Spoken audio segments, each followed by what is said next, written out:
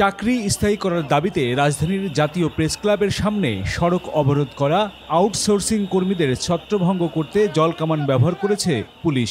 শনিবার বিকেল থেকে জাতীয় প্রেস ক্লাবের সামনে সড়কে অবস্থান নেন আন্দোলনরত আউটসোর্সিং কর্মীরা।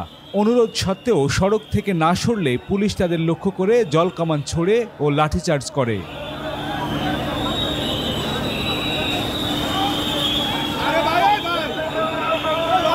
রমনা জোনের শাহবাগ থানার পেট্রোল ইন্সপেক্টর সর্দার বুলবুল আহমেদ উপস্থিত হয়ে মাইকে বারবার আন্দোলনকারীদের সড়ক ছেড়ে দেওয়ার অনুরোধ জানান।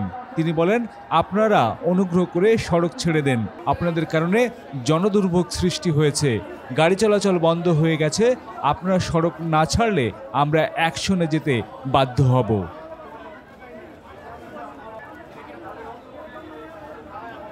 এ সময় অবরোধকারীরা উত্তেজিত হয়ে বলেন, দাবি মানা না পর্যন্ত আমরা সড়ক ছাড়ব না, প্রয়োজনে আজ আমরা জীবন দেব, তবুও দাবি আদায় না করে ঘরে ফিরব না।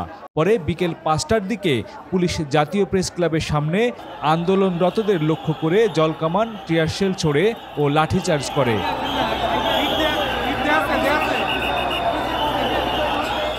এদিকে বিকেল ৩টার পর চাকরি স্থায়ীকরণের দাবিতে সড়ক অবরোধ করেন বাংলাদেশ আউটসোর্সিং কর্মচারী কল্যাণ পরিষদের কর্মচারীরা।